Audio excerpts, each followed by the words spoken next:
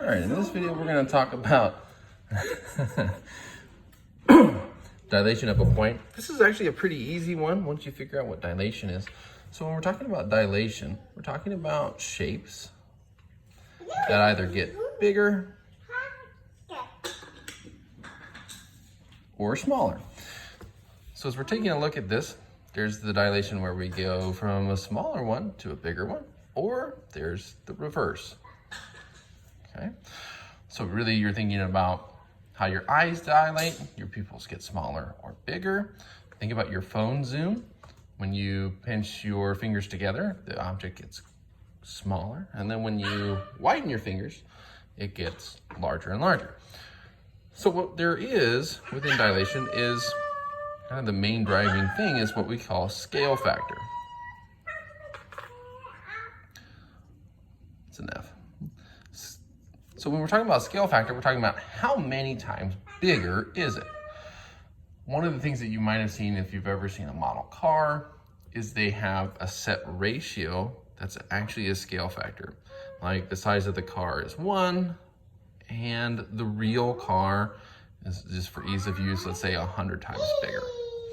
So that would be a scale factor of 100.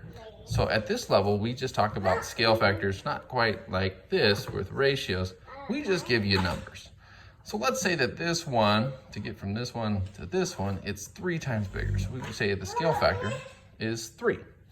To go in the opposite direction, we would say that the scale factor is 1/3.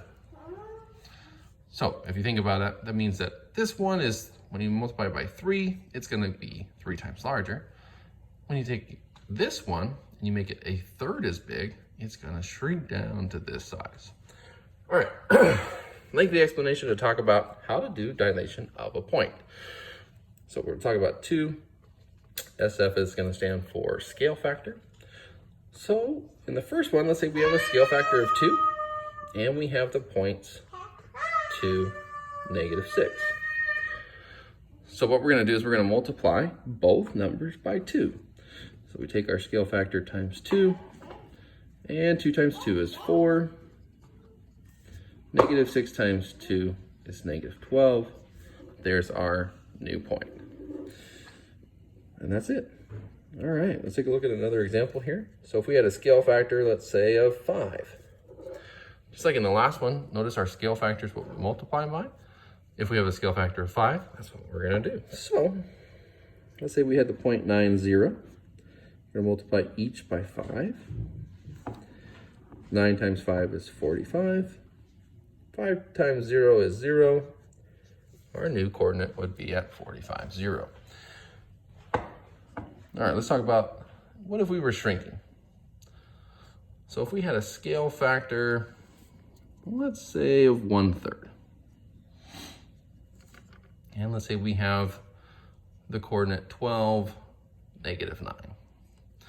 So what I would do here isn't necessarily multiply by 1/3, because that's kind of a bummer. But what this is the same as is dividing by 3. So what I'm gonna do is I'm just gonna divide these two numbers by 3. So 12 divided by 3 is 4. -9 divided by 3 is -3. So there's our new point. It's 1/3 as big as the point before. And that's it.